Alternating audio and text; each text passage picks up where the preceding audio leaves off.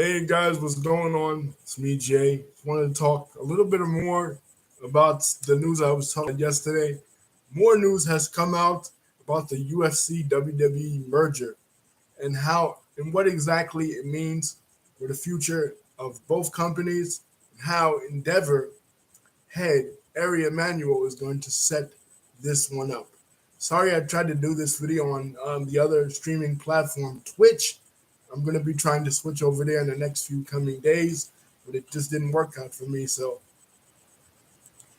I'm sticking to what I know. Better the devil you know versus the devil you don't know, right, guys? Uh, in YouTube.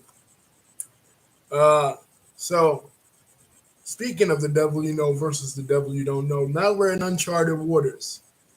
$91.4 billion, a combined worth of both these sports entertainment conglomerate companies combined. Ari Emanuel, who's the head of Endeavor, who will be the number one head in charge, the HNIC, uh, behind, even ahead of Vince McMahon, will be the guy running the show as of now. But Vince will come out sweet on the deal as well because he will be the number two guy and he will still be in charge of the creative for the company. Just as Dana White is in charge of his booking and matchmaking decisions when it came to the UFC when they bought it back in 2016. But now that these two companies, these two colossal companies, are merged together, what does this mean for each? They'll have separate wings of, UFC will be run this way, WWE will be run this way. Obviously, UFC is MMA, WWE is professional wrestling. But who would ever think, number one, that Vince McMahon would ever sell his baby? You know that he's been in business with for more than 40 years himself, and that his family has been in business with for more than 70 years, number one. And who would think, number two, that it would combine forces with uh, the Ultimate Fighting Championship? We've been hearing for a while now, at least since 2020, that WWE was putting out these feelers that Vince wanted to sell the company before the scandal happened, before he paid millions of dollars out to shut, of hush money, just like his pal Donald Trump, to shut, um, uh, to keep the sexual misconduct allegations off. We were hearing about feelers out there. Amazon Prime was a feeler out there. Disney was a feeler out there. Saudi Arabia was the craziest one, but this one seems like it makes the most sense. This one feels right to me. Of course, you got the joke memes, just like you had for when Saudi Arabia was the potential buyer. You know, uh, you had wrestlers in keffiyehs, wrestlers in thobes, talking about they were going to abide by Sharia law. I didn't think any of that was going to happen because even if Saudi Arabia had bought the company, they were still going to operate within the parameters of North American laws and statutes. It wasn't going to be a situation like, okay, now WWE is owned by Saudi Arabia. They have to abide by Saudi Arabian uh, ultra Wahhabist, Salafist Islamic law. That wasn't going to happen. But now it's official. Saudi Arabia didn't get it. Disney didn't get it. NBC Universal, who I thought was the odds-on favorite because of their history dealing with WWE way back since the '80s, didn't get it. Endeavor got it, and they've decided to merge it with UFC. So, so we're in new territory now. We're new horizons now. it almost feels like, and I distinctly remember where I was when my friend Eugene, who I was went to high school with, went to elementary school with, knew for many years, called me the Monday of the last Nitro in 2001. He called me and he said, Vince McMahon is on Nitro and WWE has bought WCW. It feels just like that feeling. It feels like, and then a couple of weeks later, we heard that he bought ECW. And that was the buzz going around of all the fans, all the wrestling fans at that time. It was something new. It was a change. It was a sea change. And that's just how it feels right now. You know what I mean?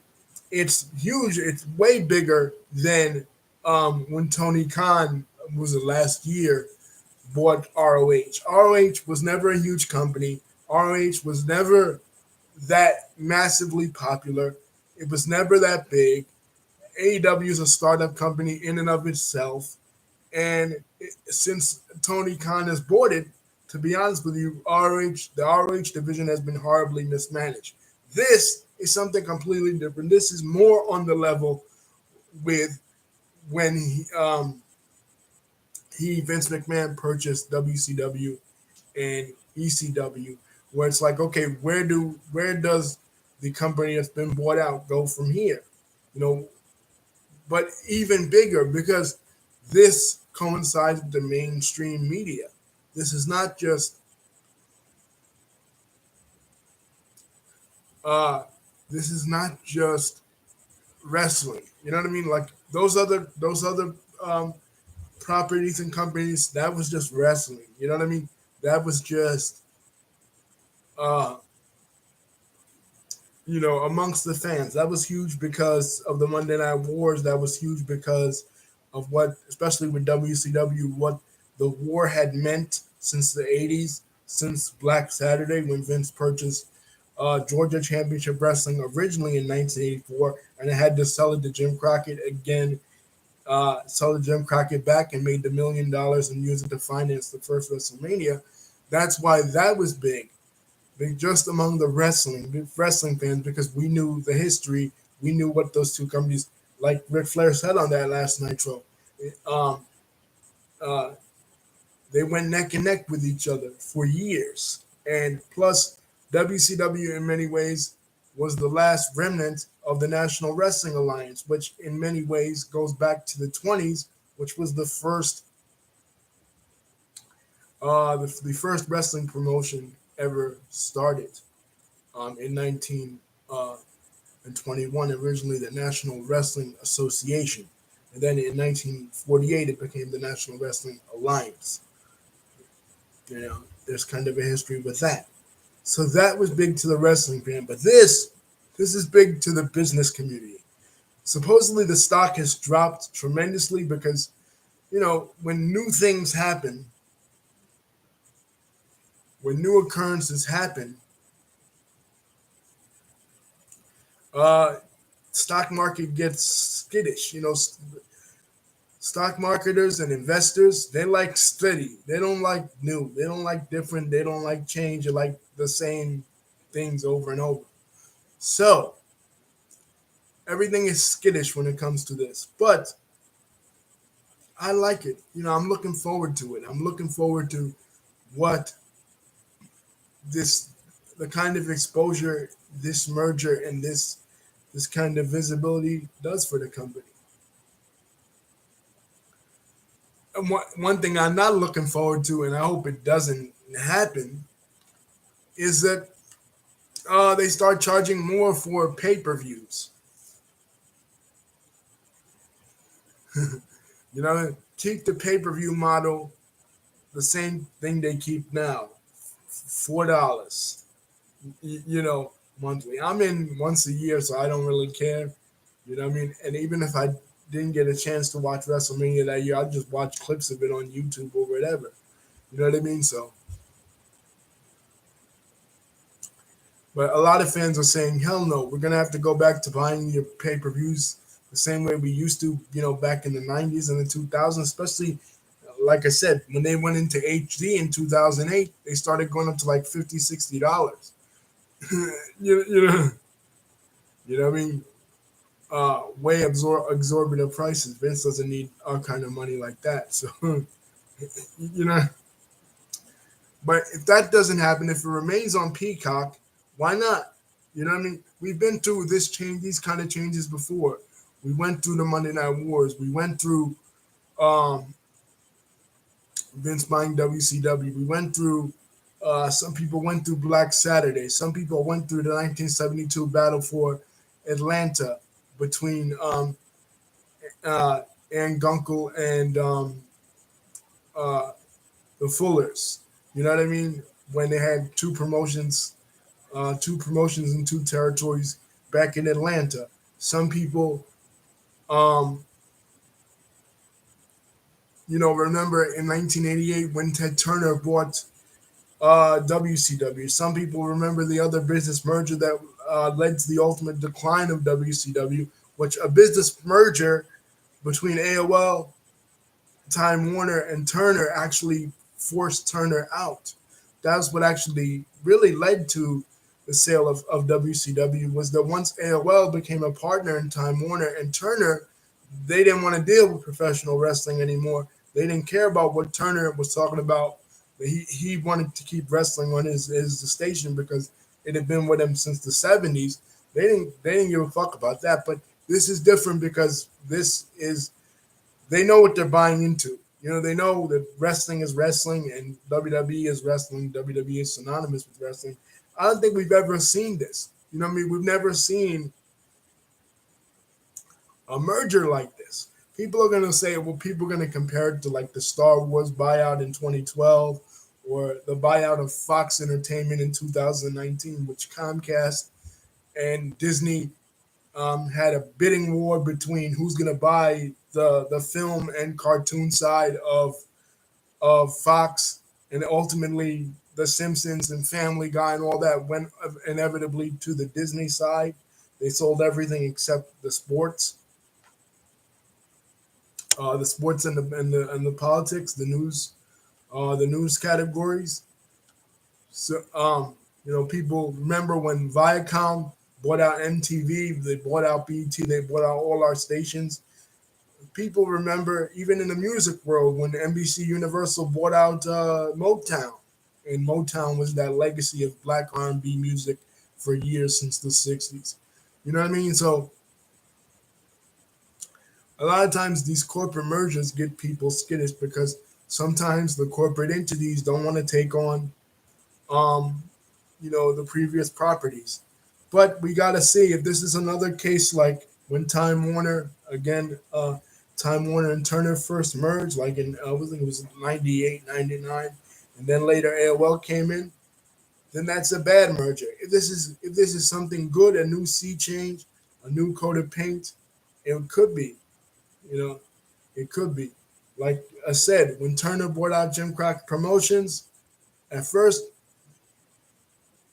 it was bad for Jim Crockett because Ted Turner didn't know how to run professional wrestling. He got a bunch of people via Larry Medisick. He ended up hiring Jim Herd, and that inevitably destroyed whatever legacy that WCW had for years, and it took years for them to rebuild. He purchased it in '88. It didn't turn a profit again until '93. So sometimes corporate mergers can be bad for companies, but other times, they can be good for companies. People talk about, again, I go back to the Star Wars merger, uh, when George Lucas, that's another one I've been hearing.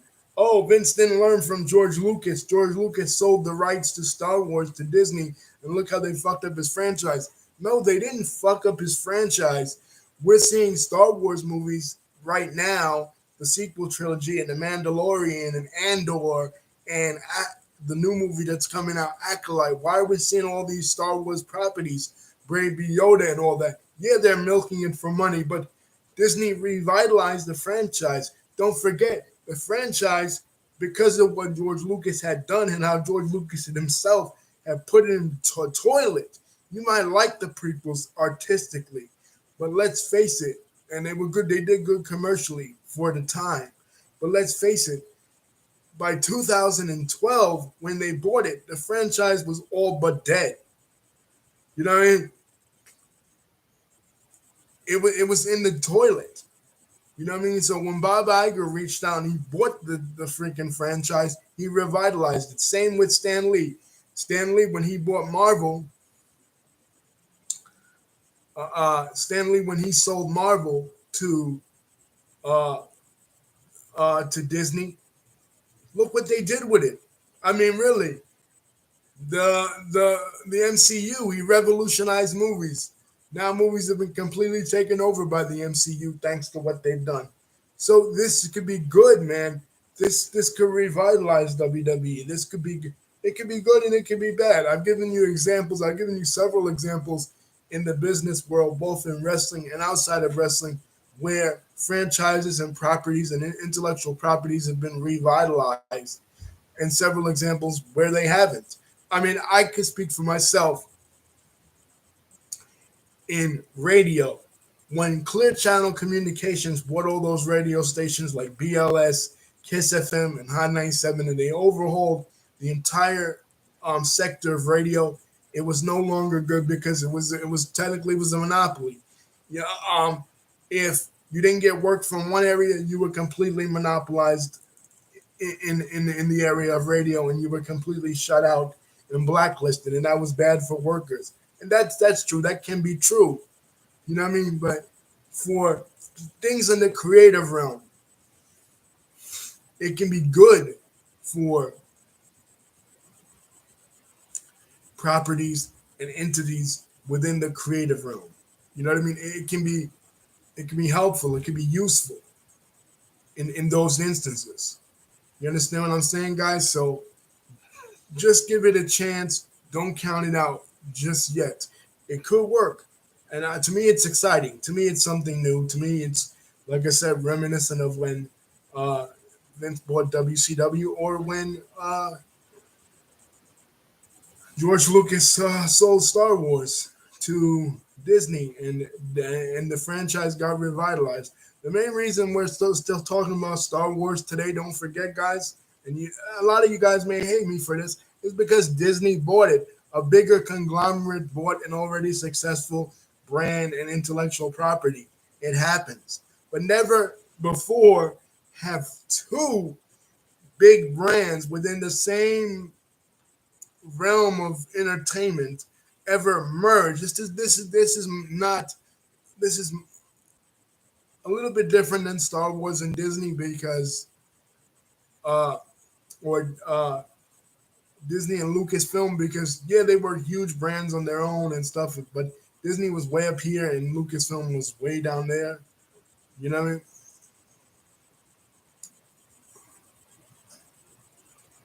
Lucasfilm, at the time, like I said, when Disney bought it, wasn't doing much of anything, and it was Disney that breathed new life into them.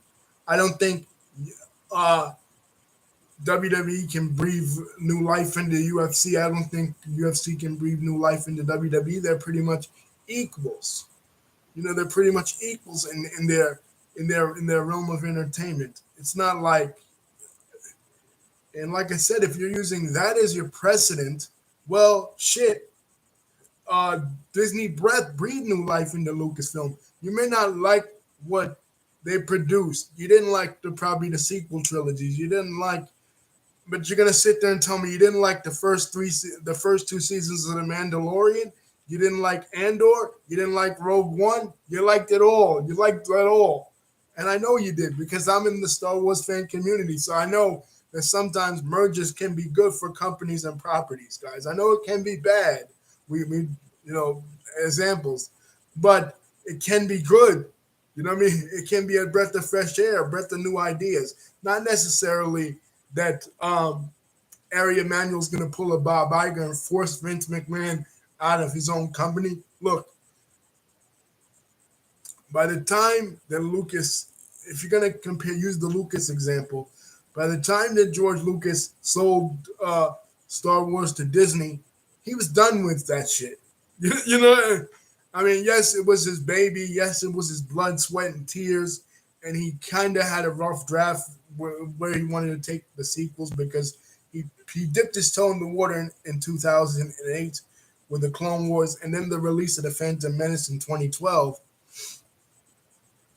But he he was pretty much it wasn't successful, so he was pretty much done with it.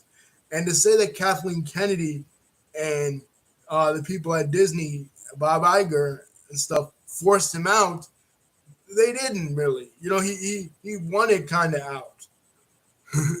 you know, it's not like Vince.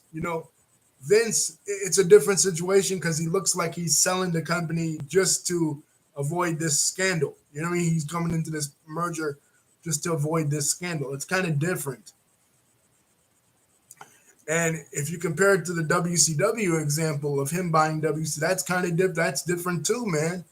Because AOL and Jamie Kilner, the people at TBS, they didn't want professional wrestling anymore. They were taking it, they were gearing the channel more to the female-oriented audience. They wanted to remove the stigma of professional wrestling. In actuality, since Turner bought the shit, they didn't want it to begin with. You know what I mean? So that's different too. Ari Emanuel, he wants uh, WWE. He wants what WWE has to offer and produce. You know what I mean? So it's different. But just give it a chance. Just see where it takes. Uh, see where this goes, and don't be so quick to judge. Yes, we have past examples where it's been bad, and we have other past examples where it's been good for intellectual properties. With the Star Wars thing, I say it's been good for Star Wars. What I mean? It gave Star Wars new life. It gave us new content. All the cartoons, the Bad Batch, almost everything we review on this channel is Disney related, and it's been 50-50. Some of it's good, some of it's bad, but at least it exists. If Lucas had still been owning it, it wouldn't still exist. It would be dead by now. The last movie would still be Revenge of the Sith. You know what I'm saying? So don't count it out and don't beat it up like those Latin Kings beat up 6ix9ine in that gym. Peace. Don't forget to like, comment, and subscribe. Hit the bell button to see my next videos coming out. Love you.